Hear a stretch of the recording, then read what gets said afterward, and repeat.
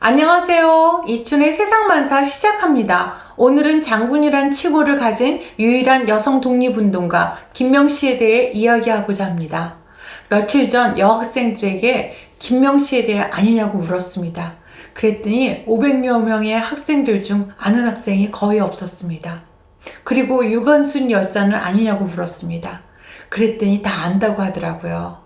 김명씨 장군은 잘 알려지지 않은 독립운동가입니다. 김명씨 장군은 일제강점기 신문에 대대적으로 보도되었으며 해방 후에는 아이돌 스타 못지않은 인기를 누렸습니다. 해방 이후 노천명 시인이 김명씨 장군과 인터뷰하고 쓴 팔로군에 종군한 김명씨 여장구 반생기는 이렇게 시작합니다. 옥루몽의 일지연 부럽지 않게 아녀자의 몸으로 전쟁에 나가 공을 세우고 돌아온 여장군이 있었으니 그는 경상남도 마산 출신 김명씨 여사이다. 그는 이번에 팔로군에 종군하여 직접 일본군을 무찌르고 일본이 항복하자 금이 한양한 개선장군이다. 여사가 오늘에 이르기까지에는 여러 가지의 안도 섞여 있으니 소설 같은 실화를 들어보기로 하자. 옥루몽은 그 당시 인기 있는 대중소설이었는데요. 일지연은 그 소설 속의 여자 영웅이었습니다. 그러니까 김명씨는 노천명 시인에게 어린 시절 영웅을 상기시켰던 것입니다. 그 일지연 못지않게 공을 세우고 개선장군처럼 돌아온 이가 경남 마산 출신의 김명씨 장군이었다는 겁니다. 노천명 시인만 이렇게 칭송한 게 아니었습니다. 김명씨 장군이 1945년 12월 귀국하자마자 모든 언론은 대대적으로 보도합니다. 1945년 12월 23일 동아일보는 이렇게 보도합니다. 조선의용군 총사령관 무정장군의 직속 지휘관으로 부하 2,000명을 가지고 항일전에 무운을 세운 우리 조선의 잔다레퀴며 현대의 불황인이라고 연안 독립동맹 여장군이라고 소개합니다. 왜 이렇게 김명씨 장군에 칭송하게 되었냐면요. 1940년대 일본군이 항복할 때까지 유일하게 일본군과 직접 전투를 벌였던 집단은 조선 독립동맹 휘하에 조선의용부군밖에 없었습니다. 그런데 김명씨 장군은 그 조선의용군 총사령관 지휘관으로 귀국했으니 얼마나 대대적으로 환영받았겠습니까? 그래서 마산 출신의 역사학자인 강만길 교수는 식민지 시대 고향 마산이 배출한 인물을 들라면 누구이겠냐고 물었을 때 한치의 망설임도 없이 만주불판 휘날리며 일본군과 싸운 김명씨다. 마산 독립운동사에는 그를 가장 앞장 세워야 한다고 했던 이유가 여기 있습니다. 일본군과 직접 총을 들고 싸웠고 장군이라는 호칭을 가진 유일한 여성 독립운동가가 김명씨입니다. 그런데 그런 분이 해방된 조국으로 돌아온 지 4년도 채 되지 못해 비극적으로 생을 마감했습니다. 그것도 부평경찰서에서 목을 메고 자살했다고 신문에 보도되었습니다. 3층 높이의 수도관에 목을 매달고 자살했다고 당시 내무부 장관이었던 김효석이 발표했습니다. 3층 높이의 수도관은 아예 키높이입니다. 김명씨의 죽음은 의혹투성이었습니다. 그렇게 김명씨 장군은 돌아가신 지 73년 만에 2022년 8월 15일 건국훈장 애국장이 추서되었습니다. 김명씨 장군이 해방 후 열렬히 환영받고 칭송받은 이유는 항일무장투쟁을 했기 때문입니다. 독립운동은 빼앗긴 나라의 주권을 되찾는 운동입니다. 일본은 농가, 밭, 상가, 심지어 바다의 어업권마저 앗아갔습니다. 그리고 일본은 경찰, 헌병, 군대, 심지어 사법관을 다 갖고 있습니다. 그런데 일본이 강제적으로 불법적으로 침탈한 국가 권력을, 우리의 주권을 어떻게 다시 찾아올 수 있었겠습니까? 제국주의 폭력과 맞설 수 있는 강력한 무장투쟁이 동반되지 않고서는 주권을 되찾아오는 것은 불가능했습니다.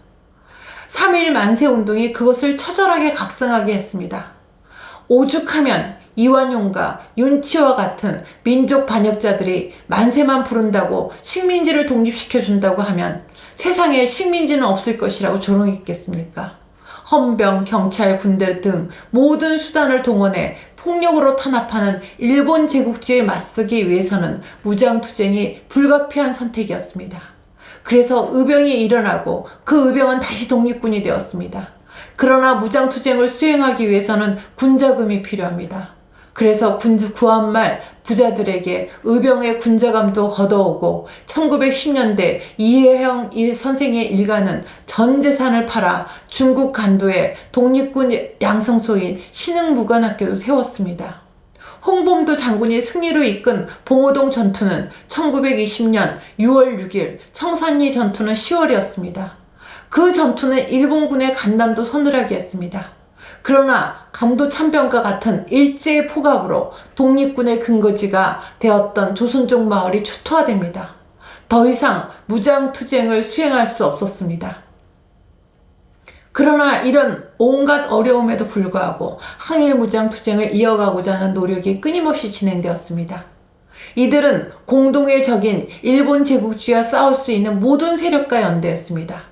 러시아 연해주가 조선 독립운동에 우호적이면 그곳에 둥지를 틀었고, 러시아 혁명 세력이 민족해방운동에 지지와 성원을 보내면 그들의 도움을 받았습니다.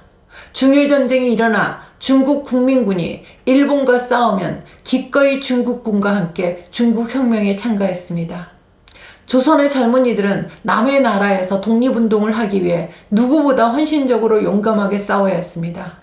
1931년 만주사변을 시작으로 1937년 중일전쟁이 발발하고 1941년 12월 일본이 진주만을 공습하면서 태평양 전쟁이 발발합니다. 우리 독립운동가들에게는 호기회가 온 것입니다. 일본의 적이 많아졌다는 것입니다. 김명시 장군은 1932년 체포되어 1939년에서야 비로소 자유의 몸이 됩니다. 그러나 일제의 감시를 뚫고 중국으로 탈출해 일본과 전쟁을 벌이는 중국 팔로군의 종군의 일본군과 싸웁니다. 김명시 장군은 조선의용군 총사령관 무정장군의 지휘관으로 여성부대 2,000여 명을 이끌었다고 합니다. 심지어 그 장군이란 칭호는 명예적인 호칭이 아니었습니다. 칠장군이라고 명시되어 있습니다. 1945년 8월 15일 일본은 항복했지만 중국 오지에 있는 일본군들은 맹렬하게 저항했습니다. 그래서 김명시는 최후의 일과까지 싸우느라 1949년 12월이 되어서야 귀국하게 됩니다. 항일 무장투쟁을 하는 사람들은 일본군에게 맞아 죽을 각오를 하고 얼어 죽을 각오를 하며 굶어 죽을 각오를 하여야 적을 소멸할 용기가 생길 것이고, 그래서 방법이 생길 것이며, 그래서 최후로 적을 이길 수 있다고 믿었습니다. 모든 것은 일본 제국주의를 두들려 부수기 위해 모든 것을 일본 제국주의자들이 반대하는데 복종시키자고, 그래서 우리 손으로 해방을 일구자고 그랬기에 김명시 장군이 해방 후 돌아오자마자 했던 일성은 친일파나 민족 반역자를 제외하고는 조선 사람들은 조선의 완전 독립과 민주주의 국가를 건설하기 위해서 모두 한 뭉치가 되어야 한다고 했습니다. 역사 교과서에 마땅히 나와 있어야 할 내용이 지워졌습니다. 그것도 감쪽같이 까맣게 지워졌습니다. 우리나라는 해방과 더불어 분단되었습니다. 국토만 분단된 것이 아니라 우리의 자랑스러운 항일운동 역사의 반쪽도 지워졌습니다. 그러나 그들은 한 나라가 다른 나라를 착취하면 안 된다고 믿었고, 그리고 한 계급이 다른 계급을 착취하면 안 된다고 생각했을 뿐입니다. 누구나 아프면 돈이 있건 없건 치료를 받아야 한다고 생각했으며, 사람은 누구나 귀하고 평등해야 존엄할 수 있다고 믿었습니다.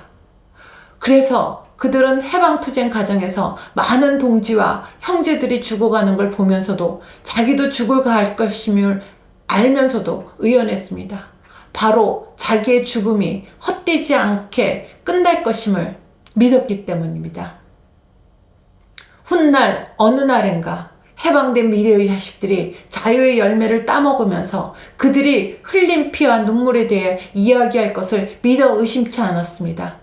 바로 이것이 우리가 김명시를 기억해야 할 이유입니다. 오늘은 김명시 장군의 항일무장투쟁에 대해서 이야기했습니다. 이춘의 세상만사 여기까지입니다.